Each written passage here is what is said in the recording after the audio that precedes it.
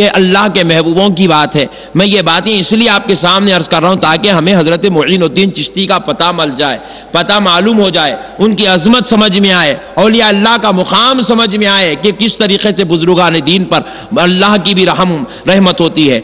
رسول پاک کی نظر و کرم ہوتی ہے، بزرگان دین کی شفقتیں ہوتی ہے۔ لیکن افسوس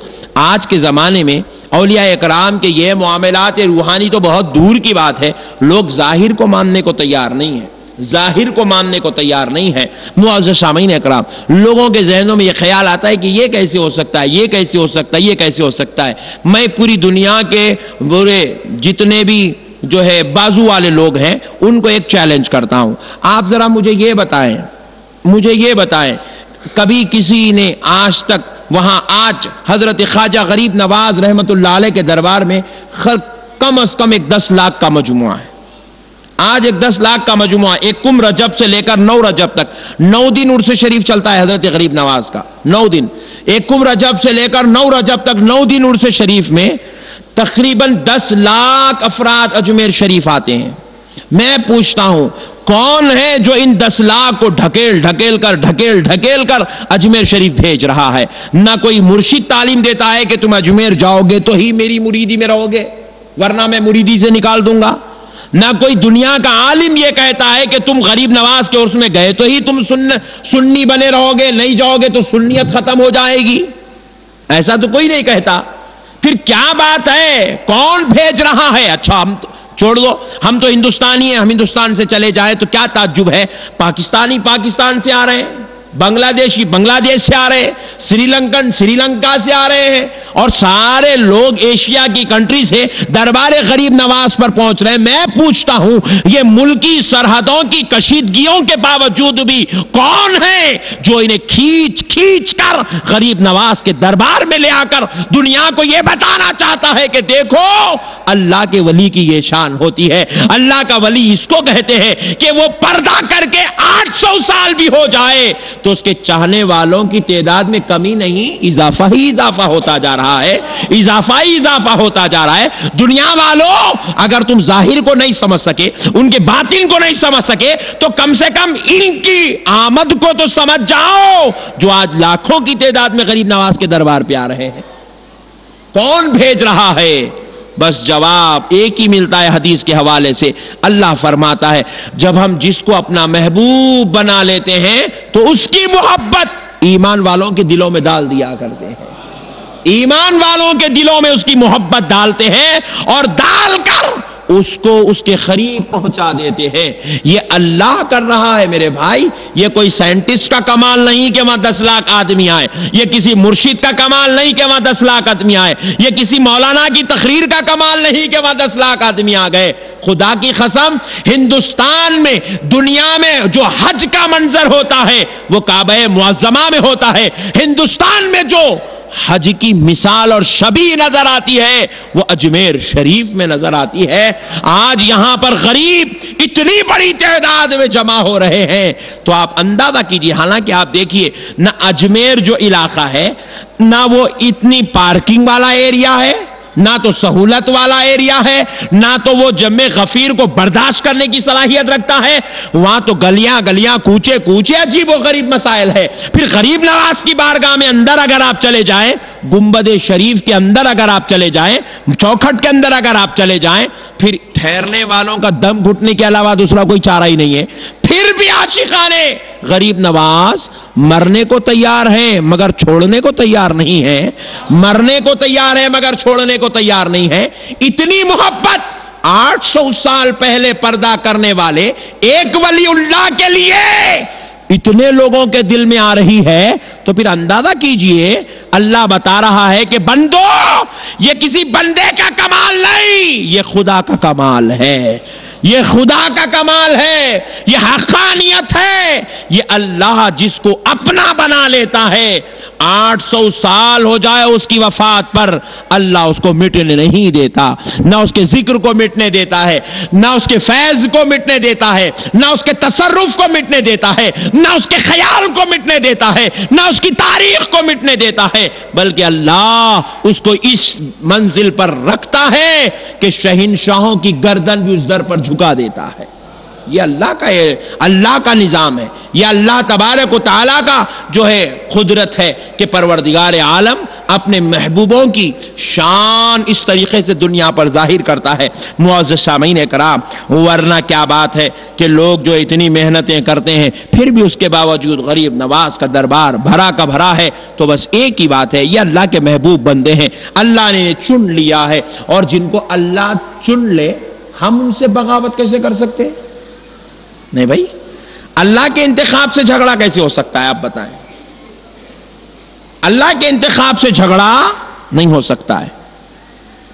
اللہ جس کو چن لے اس کا ادب، احترام، تعظیم، تکریم کا نام ہی ایمان ہے۔ ایمان کہتے ہیں ادب کو، ایمان کہتے ہیں تعظیم کو، ایمان کہتے ہیں احترام کو۔ گستاخیوں کا نام ایمان نہیں ہے، کسی کی بے ادبی کا نام ایمان نہیں ہے، کسی کی بغاوت کا نام ایمان نہیں ہے، کسی کے ساتھ دلوں میں بغض حسد پال لینے کا نام ایمان نہیں ہے، ان کے سامنے ادب سے گردن جھکا دینے کا نام ایمان ہے، جن کو اللہ منتخب کر لیتا ہے۔ اس لیے میرے پیارے بھائیوں، یہ اولیاء کرام بالخصوص سرکار غریب نواز رضی اللہ تعالیٰ عنہ، اللہ اور اس کے رسول کا انتخاب ہے، اللہ اور اس کے رسول کا انتخاب ہے، بلکہ اللہ نے تو قانون ہی بنا دیا۔ اب ہندوستان میں جس کسی کو بھی ولایت دی جائے گی، بلکہ ایشیا میں جس کسی کو بھی ولایت دی جائے گی، وہ در غریب نواز سے عطا کی جائے گی،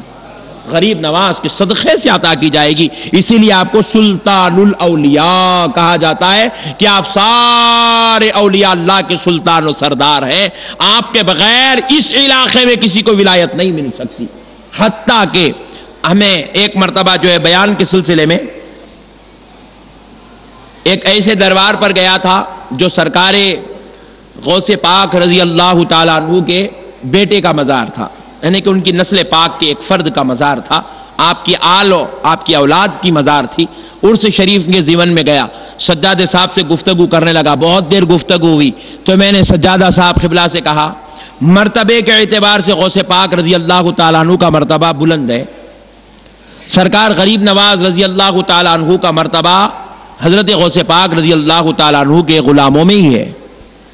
میں نے کہا کہ اب ہندوستان میں حضرت غریب نواز رحمت اللہ علیہ کا معاملہ ہے،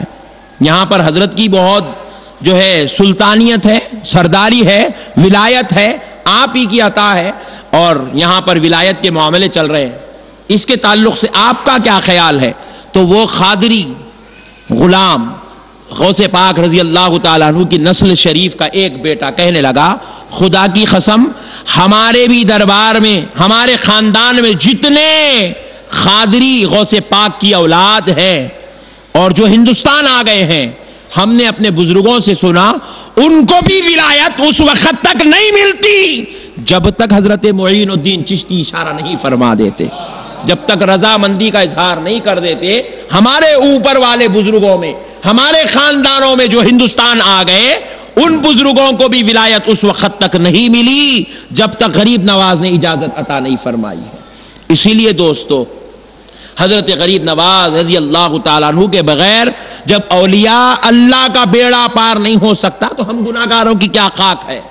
کیا حیثیت ہے، کیا ہماری جو ہے جرأت و ہمت ہے کہ ہم ان کے بغیر اپنی زندگیوں کو، اپنی عبادتوں کو، اپنے سلوک کو، اپنی معرفت کو، اپنی طریقت والی زندگیوں کو اللہ کے دربار پیش کریں۔ غریب نواز کے بغیر کسی کا چارہ نہیں ہے۔ حضرت غریب نواز کو اپنا وسیلہ، اپنا ذریعہ، اپنا رہنما اور اللہ تک پہنچنے کے لیے ایک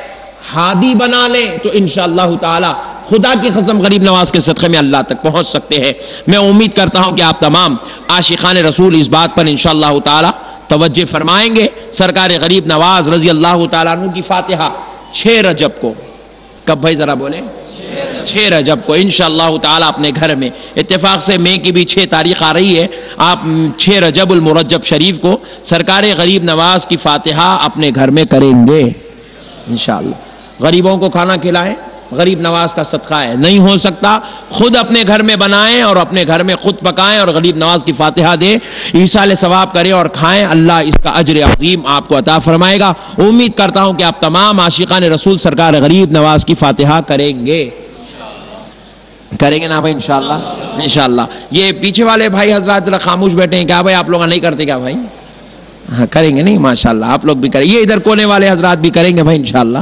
ہاں غریب نواز کی فاتحہ کریں. آپ کو معلوم ہونا چاہیے کہ چشتیوں میں اس وقت تک چشتی پر چشتیہ فیض جاری نہیں ہوتا جب تک وہ غریب نواز کی فاتحہ نہیں کرتا. جب تک غریب نواز کی فاتحہ نہیں کرتا چشتی پر چشتیہ فیض کا دروازہ ہی نہیں کھلتا. بند ہے دروازہ، جب تک انہیں غریب نواز کی فاتحہ نہیں کرا دروازہ ہی نہیں کھلتا چشتیوں پر. تو چشتی کو تو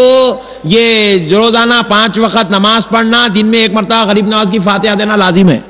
اس کے بغیر اس کے اوپر سلوک کا دروازہ ہی نہیں کھلتا، اس کے پیر کی نظر نہیں ہوتی، اس کے اوپر فیض جاری نہیں ہوتا. اب آپ لوگ بولیں گے مول صاحب انہیں وہی ماننے کو تیار نہیں ہے، یہ باتیں کہاں کے لا رہے ہیں؟